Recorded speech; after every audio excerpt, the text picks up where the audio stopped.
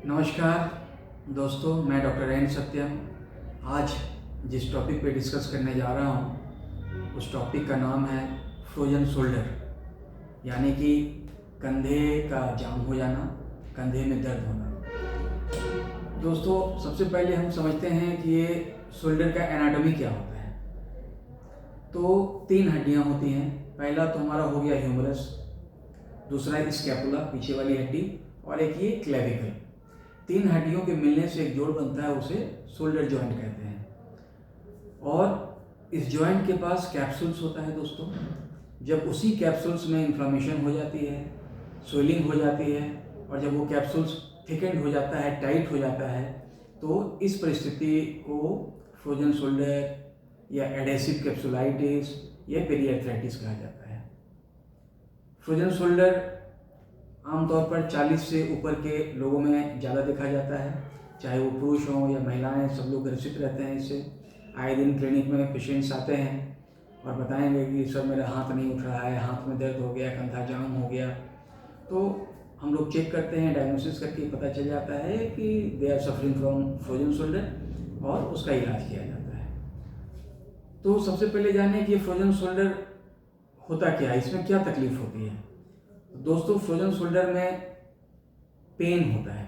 Shoulder के पास बहुत दर्द होना, हाथ के मूवमेंट में दर्द होना, हाथ को ऊपर ले जाने में दर्द होना, पीछे करने में दर्द होना, और खासकर रात में जब सोने जाते हैं, पहली नींद तो ठीक आ जाती है 1 घंटे 2 घंटे 3 घंटे की, उसके बाद हाथ में पूरा दर्द होना, टिस मारना, कभी ये करवट लेना वो करवट लेना।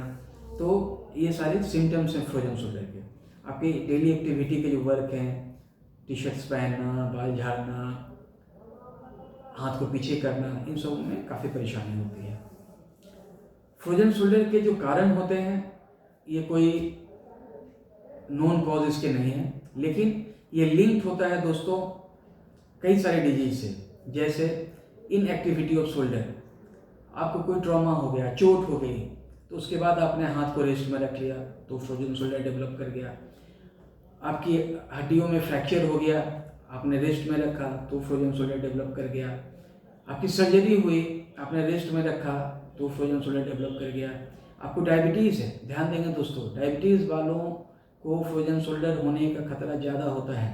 अगर डायबिटीज़ है तो फ्रोजन शोल्डर होगा। हार्ट की डिजीजेज हैं तो फ्रोजन शोल्डर होगा। थायराइड की बीमारी है तो फ्रोजन शोल्डर होगा। तो ये सारे लिंक्ड कॉजेज हैं फ्रोजन शोल्डर होने के। अब फ्रोजन शोल्डर हो गया तो what is the treatment of frozen shoulder. One and only treatment, शुरुआती समय में तो दर्द निवारक डॉक्टर साहब देंगे आपको, कुछ दिन दर्द निवारक खाएंगे, मसल रिलैक्सेंट्स खाएंगे जिससे मसल्स थोड़ा सा रिलैक्स होगा। But one and only treatment is a good physiotherapy. Physiotherapy ही इसका एकमात्र निदान है दोस्तों। अगर आप एक अच्छे फिजियोथेरेपिस्ट का चयन करते हैं, एक अच्छे फिजियोथेरेपी क्लिनिक में जाते हैं, वहाँ पे फिजियोथेरेपिस्ट आपको एसेस करेंगे, देखेंगे। बहुत सारी मॉडलिटीज़ होती हैं, जैसे laser therapy, ultrasonic therapy, short wave diathermy therapy, इंटरफेरेंशियल therapy. तो डॉक्टर साहब उसको अप्लाई करेंगे, आपके फिजियोथेरेपिस्ट उसको अप्लाई करेंगे, एंड उसके साथ साथ स्ट्रेचिंग की जाती है, मांसपेशियों की स्ट्रेचिंग की जाती है, शोल्डर का जॉइंट की रेंज को मेंटेन किया जाता है। ये सब करते करते धीरे धीरे आपको महीने 2 महीने में आराम होगा। दोस्तों, फ्रोजन शोल्डर 2 या 4 10 दिन या 1 महीने की बीमारी नहीं है। ये अमूमन 3 स्टेजेस में होता है। पहला स्टेज को बोलते हैं फ्रीजिंग स्टेज। इस स्टेज में पहले कंधे में दर्द शुरू होता है, और ये जो स्टेज है ये खत्म होने में 2 से 6 महीने लगते हैं। उसके बाद दूसरा स्टेज आता है फ्रोजन स्टेज। फ्रोजन स्टेज में आपका कंधा जाम हो जाएगा, हाथ ऊपर की ओर नहीं उठेगा।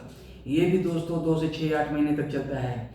और तीसरा स्टेज होता है जिसको हम लोग कहते हैं रिकवरी स्टेज, थॉविंग स्टेज। इस समय क्या होगा, आपका दर्द भी धीरे धीरे कमता चला जाएगा और आपका हाथ भी धीरे धीरे उठता चला जाएगा और कंधा फ्री होता चला जाएगा। तो कुल मिला जुला करके पूरा का पूरा कंधे के दर्द को ख़त्म होने में कई महीने, 1 से 2 साल तक लग सकते हैं दोस्तों।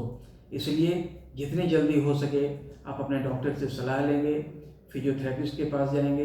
फिजियोथेरेपिस्ट आपको एक्सरसाइज बताएंगे, मॉडलिटीज़ अप्लाई करेंगे और आपको इसमें आराम मिलेगा। कई समय में डॉक्टर साहब को जब इन सब चीज़ों से भी आराम नहीं मिलता है तो इंट्रा आर्टिकुलर स्टेरॉइड के इंजेक्शंस देने पड़ते हैं। वो देने के बाद कुछ दिन तक दर्द में आराम रहता है, फिर एक्सरसाइज फिजियोथेरेपी करा के आपके दर्द को ख़त्म किया जाता है। उससे भी नहीं आराम होता है दोस्तों, तो फिर आर्थ्रोस्कोपिक सर्जरी की जाती है शोल्डर की। सर्जरी के बाद फिर फिजियोथेरेपी एक्सरसाइज कराई जाएगी और इसमें आराम मिल जाएगा। तो अभी मैं आपको घर पे करने वाले कुछ सिंपल एक्सरसाइजेस दिखा रहा हूँ। आप ये घर पे करेंगे, अगर आपको फ्रोजन शोल्डर है आपको बहुत जल्दी आराम मिलेगा। आप एक्सरसाइज करें, ये मेरी गारंटी है कि एक्सरसाइज के बाद कंधे के दर्द में आपको राहत मिलेगा और आराम मिल जाएगा। मैं कुछ एक्सरसाइज आपको दिखाने जा रहा हूँ। तो चलिए हम लोग शुरू करते हैं कुछ एक्सरसाइज। सबसे पहले क्या करना है दोस्तों, एक कुर्सी का सहारा ले लेना है। सपोज करें मेरे दाहिने हाथ में दर्द है, कुर्सी का सहारा लिया, थोड़ा सा सामने की ओर झुक गए, दाहिने पैर को आगे कर लिया और हाथ को पेंडुलम के जैसा आगे पीछे चलाना है दोस्तों। 30 से 40 बार, 1 2 ऐसे गिनते हुए 30 से 40 बार चलाएंगे। नंबर पहला एक्सरसाइज। दूसरा एक्सरसाइज, झुकते हुए ही अंदर और बाहर करेंगे, कम से कम इसको भी 30 से 40 बार करेंगे दोस्तों।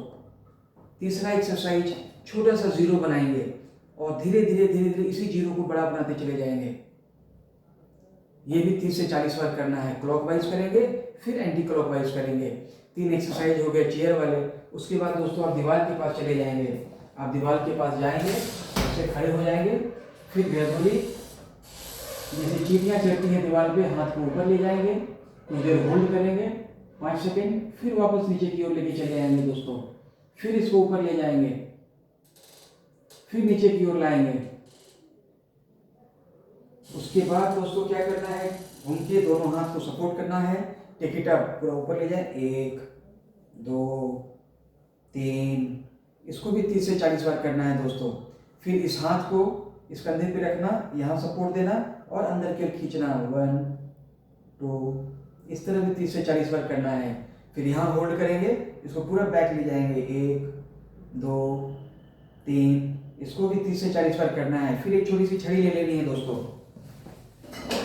इस छड़ी को लेके दोनों हाथ को सपोर्ट देते हुए इसको ऊपर ले जाना है और नीचे लाना है, ऊपर ले जाना है, नीचे लाना है, ऊपर ले जाना है, नीचे लाना है। फिर डायगोनली ले जाना है दोस्तों।